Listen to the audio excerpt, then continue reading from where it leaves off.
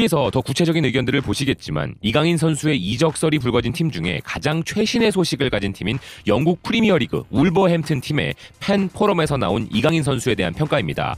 지금 월드클래스 손흥민 선수의 존재감이 눈부신 이 시점에서 그와 함께 대한민국 축구의 후계자들이 빛을 내야 할 상황인데요. 현재 유럽에서 뛰고 있는 선수들은 많이 있고 최선을 다하고 있지만 나이, 재능적인 측면에서 볼 때 이강인 선수와 황희찬 선수가 가장 유력한 선수들이 아닐까 합니다.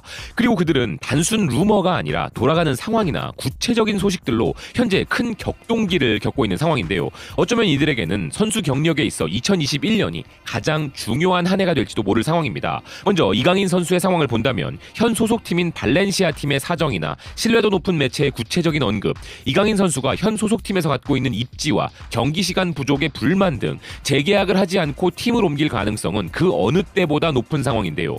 오랜 시간 이탈리아의 유벤투스와 마르세유를 비롯 많은 팀들이 이강인 선수에게 관심을 보여왔으나 구체적인 오퍼가 있는 상황은 아니었는데 울버햄튼과 관련한 소식들은 좀 더 구체적인 부분들이 눈에 띄었습니다. 스페인 현지 매체 중에서 신뢰도가 높은 매체 중 하나인 아스에 따르면 발렌시아가 재계약을 하지 않을 가능성이 높은 이강인 선수를 활용하여 발렌시아 유스 출신의 울버햄튼 소속의 공격수 라파 미르와의 교환을 계획하고 있다고 하는데요. 현재 이강인 선수는 2022년에 계약 종료를 앞두고 있고 발렌시아와의 재계약을 하지 않기로 결정했기 때문에 팀이 필요로 하는 공격수 라파 미르를 위한 카드로 이강인 선수를 활용하고자 한다는 것이죠. 아울러 현재 이 내용이 이강인 선수와 관련된 가장 구체적인 이적 내용이긴 하지만 중간에 변경될 가능성이 없는 것은 아니라며 프랑스 리그에도 그에게 흥미를 보이는 여러 팀들이 있고 아직 계약 기간이 1년 이상 남았기 때문에 이강인 선수가 울버햄튼에 가길 원하는지 여부가 이 계획의 핵심이 될 것이라 보고 있습니다. 세계 최고의 유망주라는 것을 검증받은 이강인 선수가 빅팀이라고 보기엔 무리가 있는 현재 리그 12위권 팀인 울버햄튼으로 이적하는 것에 대해 만족하지 않을 가능성도 보고 있는 것인데요. 그런데 이 소식에 몸이 달아오른 쪽은 유벤투스입니다. 유벤투스 뉴스는 유벤투스가 이강인 선수 영입을 목표로 하고 있는데 발렌시아는 이강인 선수를 자신들이 노리는 선수와 맞바꾸는 계약에 카드로 사용하길 원한다면서 발렌시아가 유벤투스의 이강인 영입 계획을 망칠 가능성이 높다 전했는데요. 유벤투스에 대해서는 별도의 사건과 차별이 심한 리그 특징상 감정이 좋지 않기 때문에 이강인 선수가 유벤투스로 향할 수 있다는 소식이 그리 달갑진 않지만 최고의 명문팀에서 이강인 선수의 일거수일투족을 주목한다는 그 사실만큼은 이강인 선수의 가치가 입증되는 부분이라 성사 가능성을 떠나 기분이 나쁘진 않네요. 영국의 HITC는 이강인 선수를 두고 뛰어난 재능이라 칭찬하며 울버햄튼이 맨체스터 시티의 레전드 선수였던 다비드 실바와 레알 마드리드 소속 이스코 선수 같은 스페인 출신의 선수들에 비해 저렴한 비용으로 팀의 창의성 문제를 해결할 수 있는 상황이라며 이강인 선수와 울버햄튼 간의 소식에 긍정적으로 반응하고 있습니다. 현재 울버햄튼의 경기력에 있어 창의적인 패스와 도움이 부족한 점을 들어 이강인 선수가 팀에 합류하게 된다면 그런 부분에서 큰 도움이 될 것이라는 기사는 다비드 실바, 이스코와 비교되어 온 이강인 선수가 그런 역할을 팀에서 해줄 것이라는 분석인데요. 울버햄튼의 팬들 반응도 흥미로웠습니다. 현지 팬들은 팀 소속의 라파미르 선수와 이강인 선수 간의 스왑딜에 대한 소식이 나가자 아주 다양한 반응을 보였는데요. 난 솔직히 이강인에 대해서 잘 모른다. 그렇지만 그가 언급될 때마다 난리니까 왜 안 되겠어? 비티냐 대신 이강인이 있어야 할까?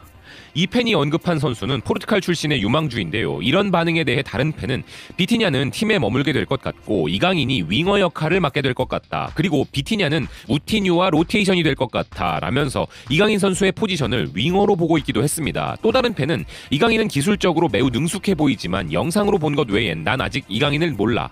난 이강인이 푸싱그룹이 좋아할 카드라고 말하는 걸 싫어하지만 난 이것이 일부 진실일 거라는 것을 알 수 있다. 만약 이강인이 손흥민과 같은 스타가 된다면 푸싱그룹이 그를 브랜드화하길 원할 것이고 그게 멕시코에서는 라울과 비슷한 거야 라고 말했는데 이 팬의 말은 현 울버햄튼의 소유주인 중국의 푸싱그룹이 이강인 선수를 영입하게 되면 팀의 공격수인 라울 히메네스를 통해 멕시코 팬들의 인기를 모은 것처럼 이강인 선수가 손흥민 선수와 같이 활약을 해줄 경우 아시아 스타로 브랜딩하는 전략을 펼치지 않을까 하는 의견을 게시한 것인데요.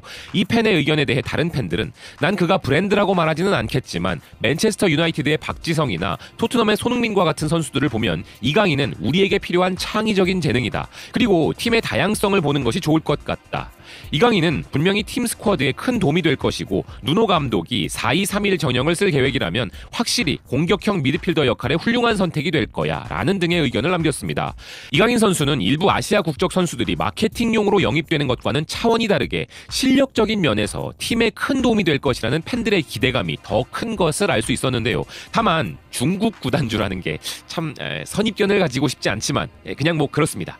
아울러 이강인 선수를 적극적으로 반기는 팬들 중에서는 난 이강인을 정말 좋아해. 난 2-3년간 발렌시아 경기를 통해 그를 지켜봤는데 그는 퀄리티가 좋고 그를 데려온다면 정말 기쁠 거야. 그는 미드필더이지만 많은 역할을 할 수 있어. 스트라이커로도 뛸 수 있고 박스에서 창의력을 발휘하거나 왼쪽 미드필더에서 윙어처럼 할 수도 있고 패스를 하는 방법을 알고 있는 선수야. 라파미르가 발렌시아로 가고 우리는 이강인을 얻는 거래가 추측된다.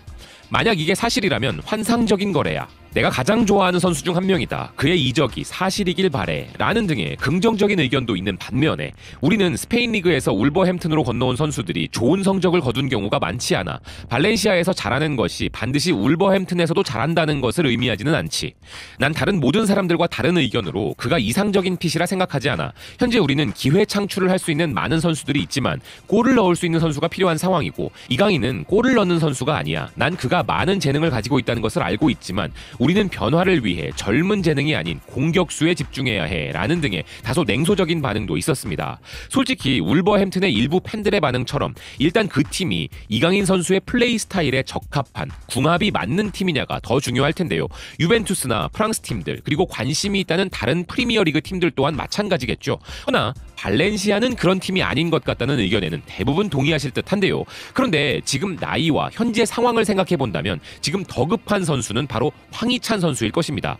황희찬 선수 이야기도 안 할 수 없는데요. 지금 프리미어리그 팀들 가운데 에버튼과 웨스트햄이 관심을 보이고 있다는 독일 매체 스포르트원의 보도가 나왔죠. 이는 단순한 루머가 아니라 에버튼과 웨스트햄이 오랜 시간 동안 현 소속팀인 라이프치히 이적 이전부터 황희찬 선수에 대한 관심을 보여왔기에 이번 소식은 신빙성이 매우 높은데요. 그런데 황희찬 선수와 관련해 팀에 화가 나는 부분을 웨스트햄 소식 매체인 해머뉴스에서 확인할 수 있었습니다. 지난 1월 이적 시장 당시 황희찬 선수 영입에 실패한 부분에 있어 그를 모에스 감독이 원하지 않은 것이 아니라 현 소속팀 라이프치히가 황희찬 선수가 이적하면 대안이 없다는 것을 이유로 승인하지 않아서 이적이 성사되지 않았다는 웨스트햄 내부 관계자의 설명이 있었다는 내용인데요.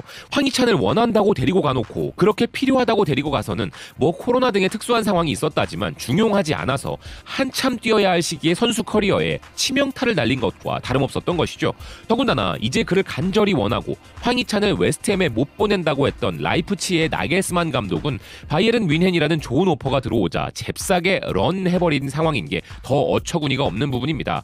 유럽 축구 업계가 얼마나 잔인한 곳인지를 모르는 사람이 누가 있겠습니까마는 황희찬 선수를 생각하는 마음으로만 이 상황을 놓고 본다면 정말 화가 나는 부분인 것이죠.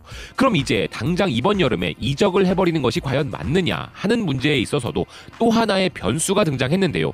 나겔스만 감독 후임으로 라이프치히 이전 소속팀이었던 잘츠부르크의 감독인 젤시 마치가 부임할 수도 있다는 이야기가 나와버린 것이죠. 그는 나겔스만과는 달리 황희찬 선수를 적극적으로 기용했던 감독이기에 만약 그가 라이프치히의 감독으로 부임한다면 황희찬 선수의 입지가 지금보다는 더 나아지지 않을까 하는 기대감을 갖게 하는 부분이 발생한 것인데요.